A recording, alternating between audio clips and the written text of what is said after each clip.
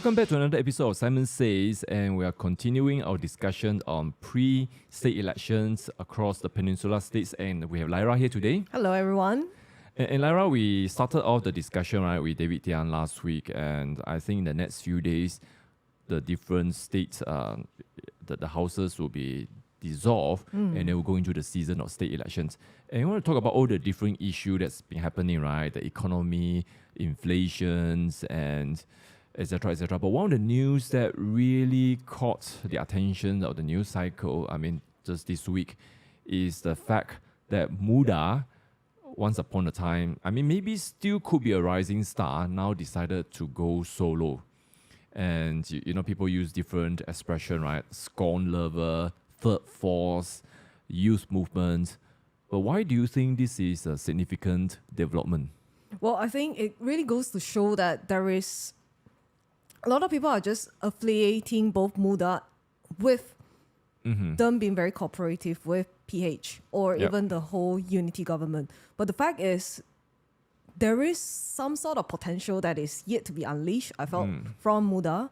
So maybe that's why they were coming out to compete in this whole upcoming election. But there is also a lot of retaliation that is coming from PH and especially from DAP. So I think that itself is really something that is worth exploring in this episode. Yeah, so DAP veteran Lim Kip Sian said, advised Syed Sadek not to make a hasty decision. But of course, there was an open letter released by Muda, basically outlined, and just from the sequence, from the chronology, 3 letters to Pakatan Harapan Secretariat, tries to talk to Prime Minister, but all being rebuffed. So it's not like it's 1 or 2 weeks after the general election, right? This is like a few months already, and Muda was considered a partner. So why do you think so? Is it now conventional wisdom say Muda has not proven themselves, they have not produced the fruits? But when you look at the unity government, I can name a few more useless component party which shall remain unnamed. So when you bring in a new party with potential, you're not so much buying on the immediate success, but their potential. But why do you think, what do you think is the root issue for this?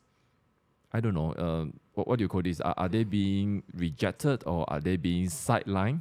Well, I felt like maybe there's a certain extent, certain truth to them being sidelined. And especially now you see that because the way I view this whole state election, I would honestly, as a voter, I would view it very differently from how I'm viewing the federal issues. So that is how I would be voting, personally speaking. So, but in this case, I felt like maybe, because in this whole episode, in this whole podcast, we have been alluding that, well, the unity governments, especially PH, the hands are tied. So, and UMNO is actually very well known for their youth movement.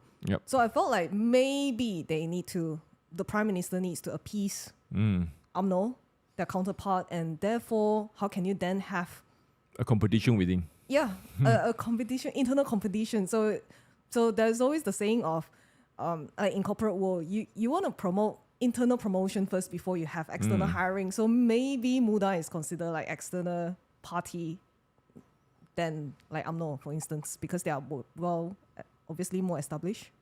Yeah, it's like, when the big company kind of merge with the smaller company, even though the smaller company has been doing well, but they're going to just phase out the brand and maybe just take their core technology and things like that. But in this case, they're not even doing that with Muda. And not only UMNO, you look at DAP, you look at PKR, and if you talk about the youth movement, the Undi 18 movement, they are all going after the same market. And now let's just talk a little bit about Undi 18, because that's, do you think it's fair to kind of associate the whole Undi 18 movement with Muda? Yeah, of course, because Syed Sadek was the main proponent of this whole act itself that really caused, he managed to draw that crowd. I would say that itself is a very significant victory for him personally. So I would say it is a bit unfair to say that Muda has not proven themselves. It's not totally that they have not. At least the founder himself has proven that he is someone who champions for the whole youth movement, be it just a single issue. And mind you, he kind of pushed for Undi 18 while he was at Bersatu, and then Undi 18 started to take effect during the Johor state elections. Then, of course, the last federal elections, I mean, just a couple of weeks ago, we started to have the complete granular data out. But of course, a lot of analysis will be like, don't bother to look at the actual number, because you have the different weighting, the weight system of the boundary and things like that. So I think one of the feelings I get from Pakatan Harapan supporter is that the youth didn't turn to Pakatan, and that's why we have the green wave. But of course, there are other systemic issues. I mean, you have been drawing and redrawing the boundary. You have been weakening. You have been weakening the urban area. You have been weakening the non-Malay, non-Muslim area for a long time. This was always the trend. Yep. And even in Sabah, Sarawak, it's like they're trying to overvalue, if I can, give an overweight to the smaller constituent. So these are all systemic issues that people don't really want to talk about. But the reality was, I guess, just from the general elections, that the result was not what they hoped for. But of course, on the flip side, we discussed earlier on that Undi 18 potential won't be realized maybe for another few election cycle. I don't have the hard number now, but I don't think it's very, very significant in terms of the participation. Yeah, I think because generally the whole mentality when you hear about Undi 18, I mean 18 years old. So maybe people are just limiting the whole category to just those 18 that are just about to vote for the very first time. But in the last GE, we knew that there is a whole group of people that have not voted before. And we honestly will categorize all this group of people as low information voter. Yep. So people, I mean, in fact, you and me, we know many people. Maybe they are 30 years old, maybe they are 40 years old, maybe they are 50 years old. If they never voted before, Undi 18 effectively made them eligible to vote for first time. Whether they come out or not is a different matter. And this leads us to another issue we'll be talking about, polling industry. Yep. Because when we were trying to find this kind of information, yes, it's a Merdeka Center have it, Invoke has their internal one, but you don't see like for example, let's say today we have state election, we have whatever, Kampong Suban's 4 candidates. And the polling can immediately, based on the data of the past, based on the preference of the voters, likely voters, then they will be able to say, look, this person representing this party, has what kind of percentage point to win or not win. And usually it's pretty accurate. So we don't have this kind of data. I mean, is it because this is never a priority in Malaysia, or the whole Undi 18 is kind of messing out with the data and we need a bit of time for it to normalize? Well, I think for both questions, maybe Undi 18 first. Yes, maybe it is somewhat affecting the whole data, but I would say maybe it's not as much as we think that it will be affecting, because if you look at the whole voting trend in Malaysia, historically, I think Malaysians have been a bit more indifferent when it comes to voting. They don't show so much interest. I mean, that explains why you have like 6 million over people who have yet to be registered. I mean, I would consider myself previously as also someone who is indifferent about the whole political landscape in Malaysia. What happens, so long it doesn't affect what I'm doing day to day, I don't bother with this whole sort of things. But it's really because, I guess, with the group of people that I hang out with, then I start to grow interest, and I felt like, oh, actually, if I don't do anything at all, actually, it is affecting the country, whether I like it or not, whether I want to admit it or not. So that sort of caused me to have that certain awareness that I actually need to participate, be it just one small vote. So in the last GE, we have been seeing that there's a lot of social media influencers, they are just coming out, why do you need to vote? And they are just saying that there are so many counter arguments that say that why you need to vote, because your single vote matters. So they sort of show that sort of mathematical calculation, and that sort of convinced people. So in that respect, I felt like the political parties have not been doing enough. And maybe that's why when there is no need for the political party to show that they need to grow, like get get more voters to come in. So maybe that's not lucrative at all for the polling industry to even thrive in Malaysia or even be bothered about these whole results. But if you just look at what is happening even with the Republican primary, I mean, it's so exciting. It's because you can literally see that Donald Trump was leading by Ron DeSantis, and I actually think way ahead. yeah, way ahead. And I really just think that that sort of information, like for me, someone who really wants to look at the whole data and really just see for myself and decide for myself, I would want to see this sort of data that shows, oh, actually, he has been advocating for this sort of issues, and that's why he has been leading on. That's why all of my other fellow Malaysians are also thinking in the same areas, and therefore that becomes an important issue, generally speaking, for this election. So I think that has to be improved. Imagine if today there's a poll that says Muda has support of 18% of Selangor likely voters. Then all of a sudden, the branding will be there, the possibility will be there. And I guess it's up to the challenger to carve out our system, because would you agree that our election system favors the incumbent? Of course. Favors the establishment. So it is an uphill battle. But let's talk about, now, before we go there, you mentioned something about low information voter, and we mentioned it a few times already in this show. And we just kind of want to reiterate, right? I mean, low information doesn't mean you are not educated, doesn't mean you are ignorant, but it just means you don't have the interest to be involved with the day in, day out cycle or the political news, And those people like you and me, we read news and like deep news and analysis all the time. We are called political junkie, right?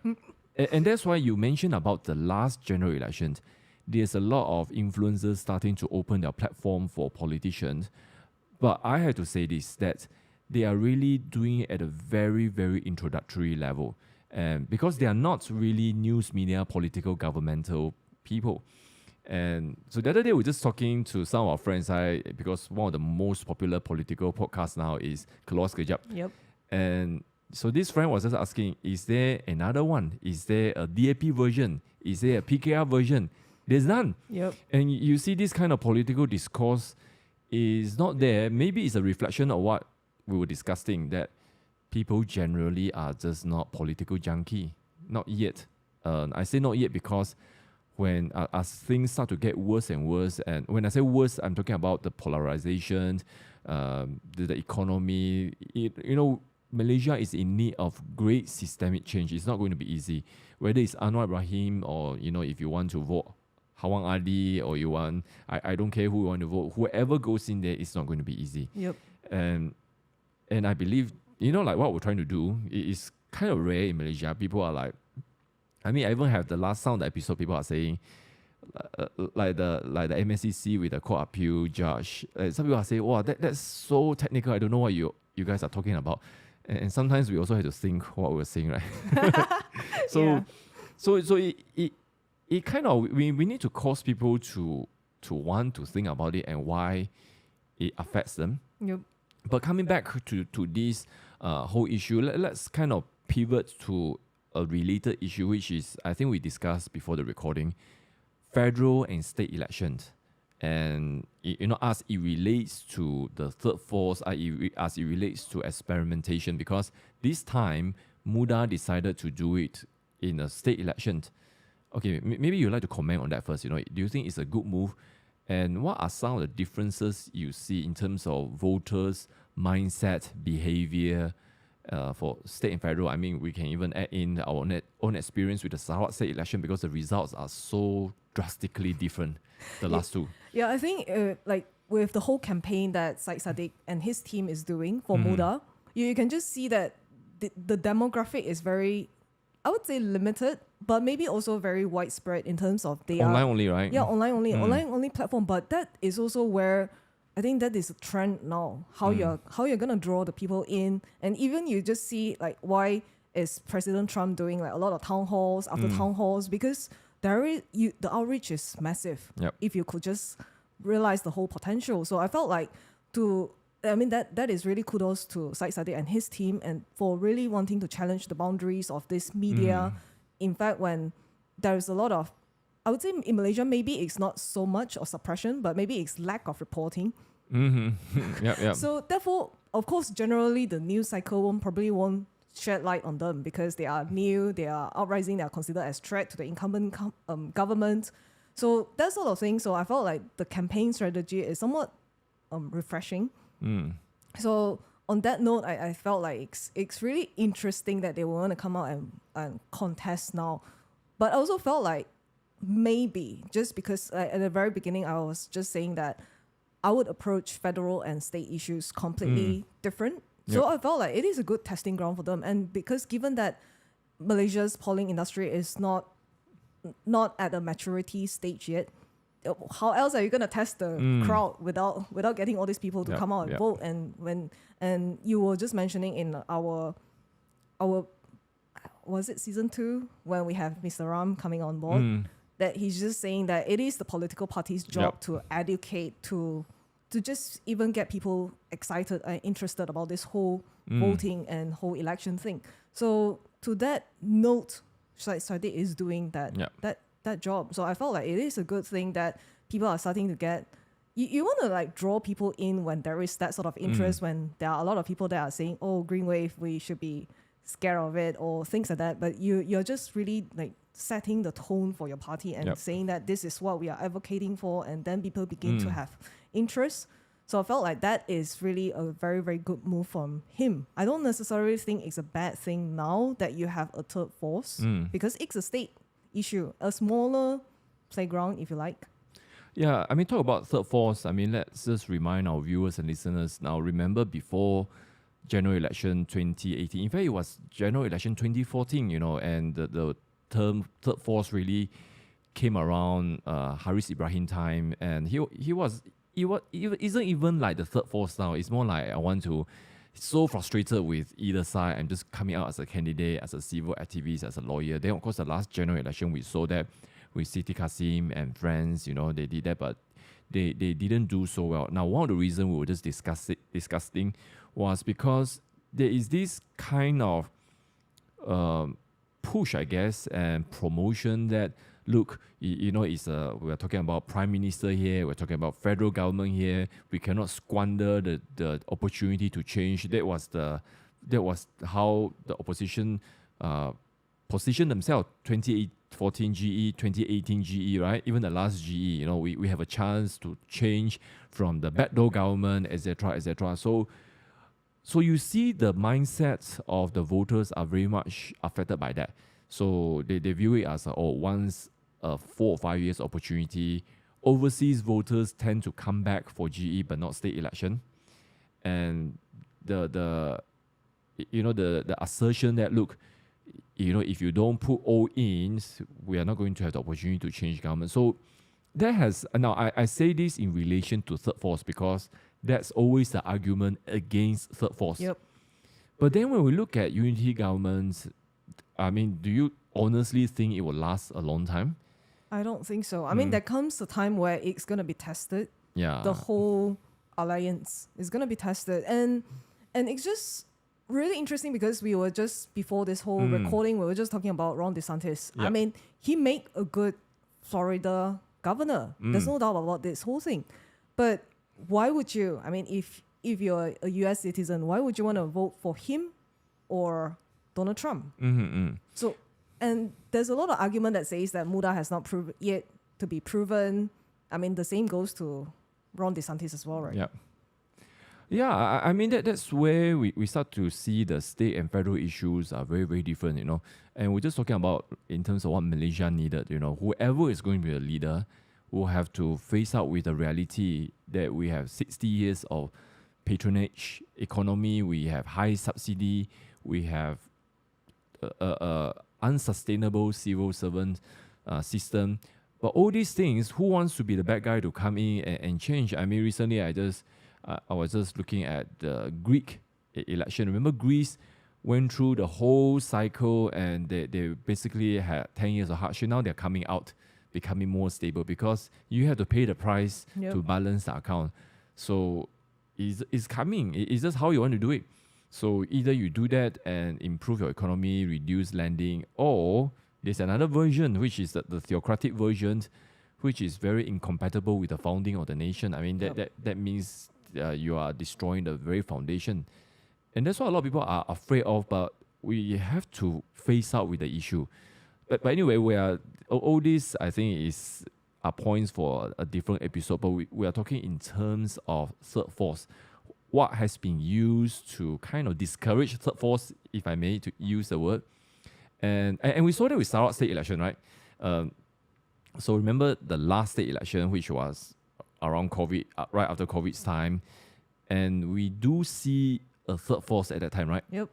The third force basically advocating for Independence. the pro-independence.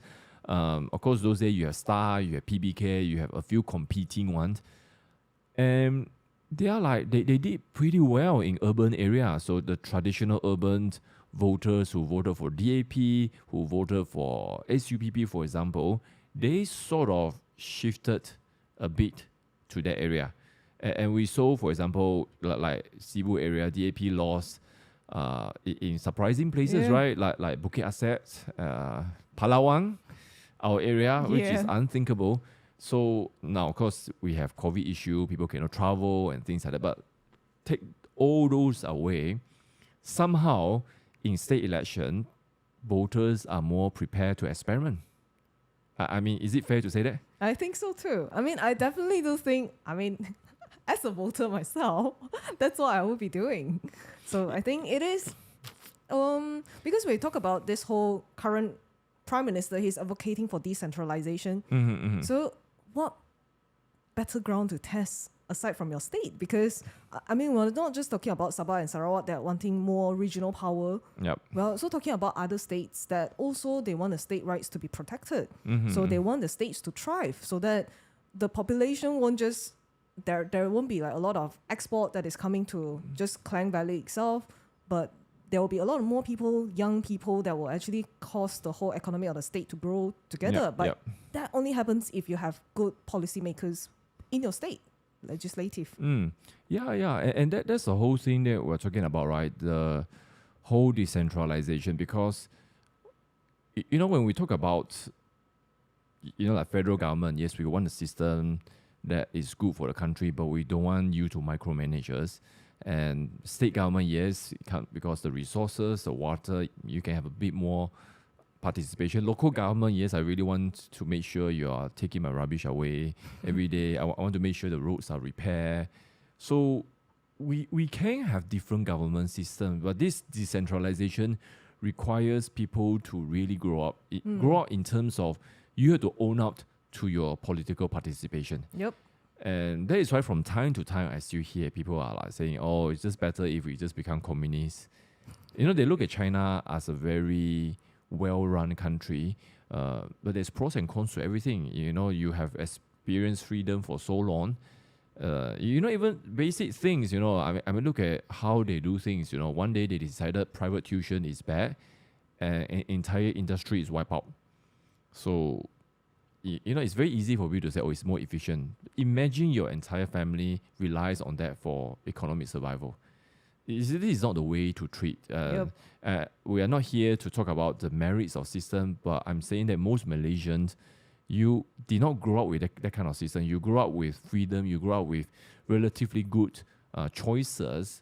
Don't assume that this system will work for you. And that's all we're saying, that people, when they say how we wish we had this kind of system, they don't really know what they're asking. Yeah, I was just listening to one podcast previously that talks about this. I think over the last weekend, there is a lot of uprising of this military group that is trying to overrun Putin, right?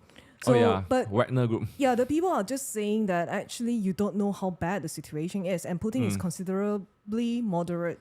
Yep. So you don't know the other warlords that are really going to just run the whole country over and become very, very military based. Yeah. So until we have lived in that sort of system, we can't really comment how good the system is. So I think we have to work with what we have here with that freedom that we have. But of course, we want to have even more freedom. That's the goal for all Malaysians.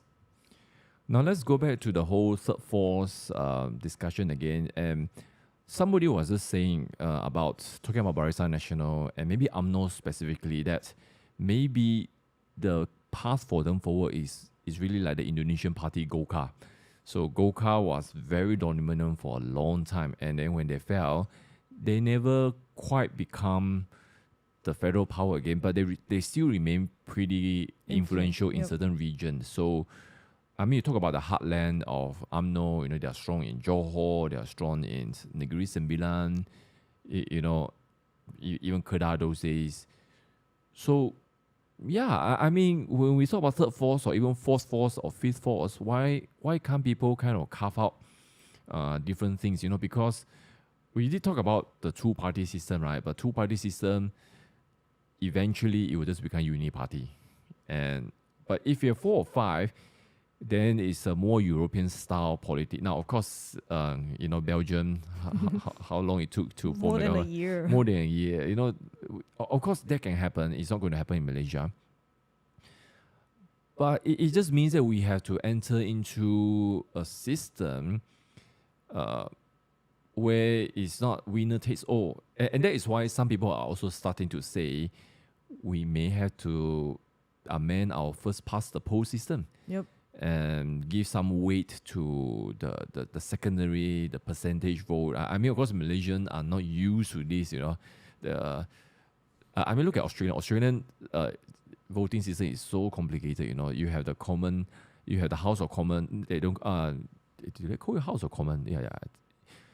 You know, it's like quite like ours. Yep. But then their Senate is, they experiment using a weighted system, preference, they call it preference system, you know, and even when you know, some people are even saying, now the other issue, of course, somewhat related to this is political funding. So now the opposition are not getting the political funding. Now, of course, in terms of principle, I feel it's wrong in terms of principle, but in terms of practicality, I can understand why, because, and just my speculation, Prime Minister is saying, look, the previous government siphoned out a lot of money. You know, that's why Bersatu is now being investigated. Now, you know here, we are not fan of political persecution. But what happens when you come in and you know very clearly billions have been stolen? So it's tough. I mean, you can take the high ground and say, okay, let's forget about the past. But the thing is, your opponent will not necessarily take the high ground. Yep. You know, now I think about Donald Trump, right? When he became president, he should have persecuted Hillary. You know, then... So of course people say, oh, if he did that, what happened to him will be accelerated. But I think he needed 4 years to realize how bad the deep state was.